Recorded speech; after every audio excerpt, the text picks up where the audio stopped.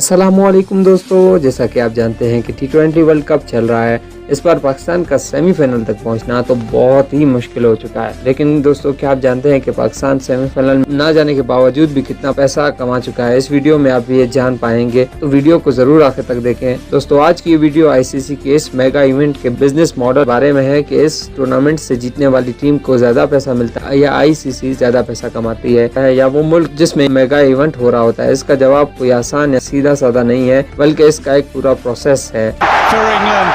That is England through to a World T20 semi-final. सबसे पहले तो budget of T20 world cup की बात करते हैं। आईसीसी T20 वर्ल्ड कप के इस साल का टोटल बजट $5.6 मिलियन यानी $56 लाख है। इसको कुछ इस तरह तकसीम किया जाएगा कि जीतने वाली टीम को $16 लाख मिलेंगे, जो कि सबसे ज्यादा प्राइज मनी है। जी हाँ दोस्तों, $1.6 मिलियन। तो आप खुद अंदाजा लगा सकते हैं कि एक एक खिलाड़ी कितना पैसा सिर्फ इस आईसीसी की तरफ से मिलेगा। इसके बाद रनर अप टीम को $8 लाख मिलेंगे, जो कि विनर टीम के आधे के बराबर है, लेकिन ये भी बहुत ज्यादा पैसा है। इसके बाद तीसरे और चौथे नंबर यानी सेमीफाइनल में रसाई करने वाली टीम्स को $4 लाख मिलेंगे। इसके अलावा जो टीम सुपर 12 में जितने मैचेस जीतेगी, इसे $40,000 पर मैच के हिसाब से दिया जाएगा। जो सवाल मैंने ऊपर छोड़ा था कि पाकिस्तान अगर सेमीफाइनल में रसाई नहीं भी करता, तब भी अब तक 2 मैचेस जीत चुका है, तो इसका मतलब $80,000 पाकिस्तान को मिल जाएंगे। और आज अगर बांग्लादेश के खिलाफ भी मैच जीत जाता है तो $1,20,000 तो कमाएगा ही कमाएगा। और अगर जो भी पॉसिबिलिटीज हैं, इसके जरिए पाकिस्तान फाइनल में आ जाता है तो $4 लाख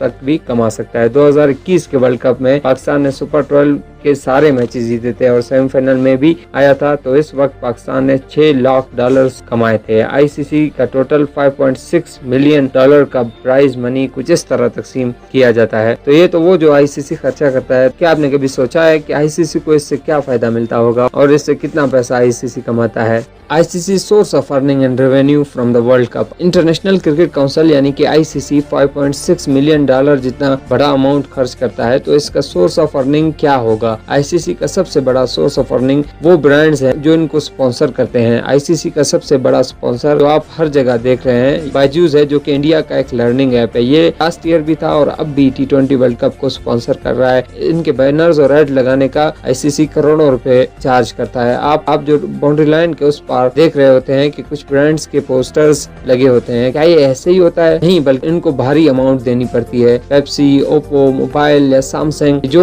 भी लोगोज लगाए जाते हैं, इनका भी आईसीसी को पैसा जाता है। दूसरी बड़ी सोर्स ऑफ इनकम ब्रॉडकास्टिंग के राइट्स। इसका मतलब है जो हम टीवी पर मैच लाइव देख रहे होते हैं, पीटीयू स्पोर्ट्स, 10 स्पोर्ट या स्टार स्पोर्ट्स वगैरह, इनसे आईसीसी की डील होती है। रिपोर्ट्स के मुताबिक इंडियन चैनल स्टार स्पोर्ट्स और आईसीसी के दरमियान एक डील हुई है कि आईसीसी के तमाम मेगा इवेंट यानी वर्ल्ड कप वगैरह इंडिया में स्टार स्पोर्ट्स के जरिए ही दिखाए जा सकते हैं। और इसके बदले में स्टार स्पोर्ट्स ने $1.98 बिलियन दिए, जो लगभग $2 अरब बनते हैं। और ये एग्रीमेंट 2023 के वनडे वर्ल्ड कप तक है। इस तरह आईसीसी अपना खर्चा पूरा करती है। पीटीवी स्पोर्ट्स ने भी इनके साथ कोई डील की होगी और इस तरह जहाँ भी क्रिकेट दिखाने वाले चैनल्स हैं, वहाँ इनको परमिशन देती है और पैसा कमाती है। तो आईसीसी इस तरह अपना पैसा कमाती है। अब बात करते हैं कि वो चैनल जो इतना पैसा देते हैं, इनको क्या फायदा मिलता है? चैनल्स पैसा ऐसे कमाते हैं कि जब हम कोई मैच देख रहे होते हैं तो इनके दरमियान एड्स चलाए जाते हैं। इन एड्स के जरिए ये चैनल इनसे पैसा लेते हैं। जैसे हेड एंड शोल्डर या माउंटेन ड्यू का कोई एड आ जाता है, तो इनको चलाने के लिए भी इनसे भारी पैसा लिया जाता है। इनसे इस तरह डील की जाती है कि इस एड को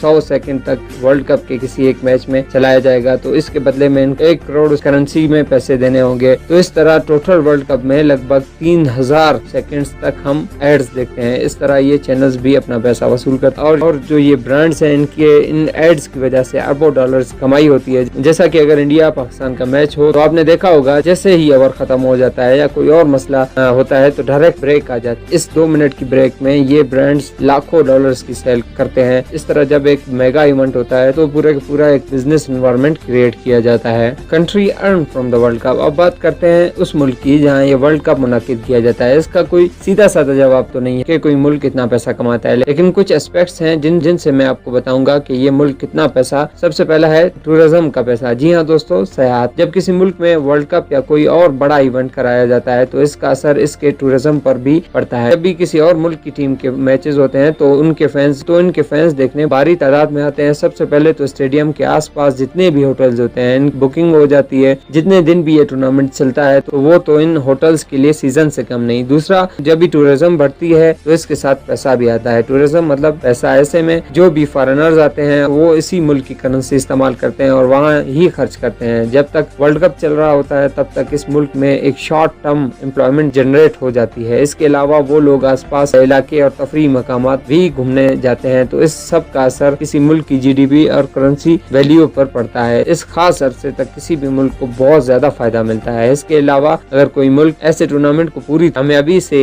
होस्ट कर पाता है तो इस मुल्क का इम्पैक्ट पूरी दुनिया के सामने बहुत अच्छा हो जाता है। फॉरेन कंपनीज इस मुल्क में इन्वेस्टमेंट करना चाहती है। इससे किसी भी मुल्क की रेपुटेशन बहुत अच्छी हो जाती है और बाकी ममालिक के दरमियान वो मुल्क ज्यादा स्टेबल बन जाता है। जैसा कि इस साल ऑस्ट्रेलिया में ये वर्ल्ड कप हो रहा है तो इससे ऑस्ट्रेलिया में पूरी दुनिया फंस जाएंगे तो इस मुल्क की इकोनॉमी बहुत ज्यादा बेहतर हो जाएगी। अब ऐसा भी नहीं है कि सिर्फ पैसा ही कमाया जाता है, बल्कि जब इसी मुल्क में वर्ल्ड कप होस्ट कराया जाता है तो जहाँ जहाँ मैचेस करवाए जाते हैं इस शहर का इंफ्रास्ट्रक्चर बहुत हद तक बेहतर किया जाता है। वहाँ साफ सफाई की जाती है और सड़कें और हर चीज की रेनोवेशन की जाती है ताकि जब कोई बाहर से लोग आए तो इन पर एक अच्छा इम्पैक्ट पड़े। ऐसे में वहाँ की गवर्नमेंट बहुत ज्यादा पैसा खर्च करती है तो इस शहर को अच्छा बनाया जाता है। जैसा कि अगर पाकिस्तान में वर्ल्ड कप कराया जा रहा है तो और अगर मैच कराची में है वर्ल्ड कप की खातिर पूरे शहर को खूबसूरत बनाने के लिए बहुत ज्यादा खर्चा किया जाएगा। ऐसे में वहाँ के अवाम को भी बहुत ज्यादा फायदा होता है तो इस शहर में काफी तरक्की। तो जब भी वर्ल्ड कप होता है तो वो अपने साथ बहुत ज्यादा तरक्की और पैसा लाता है, लेकिन ओवरऑल जो भी खर्चा किया जाता है इसके उलट पैसा ज्यादा कमाया जाता है। जैसा कि मैं एक मिसाल देता हूँ कि फीफा वर्ल्ड कप 2006 की जो कि जर्मनी में करवाया गया था, रिपोर्ट्स के मुताबिक इस पूरे वर्ल्ड कप को कराने में लगभग $250 मिलियन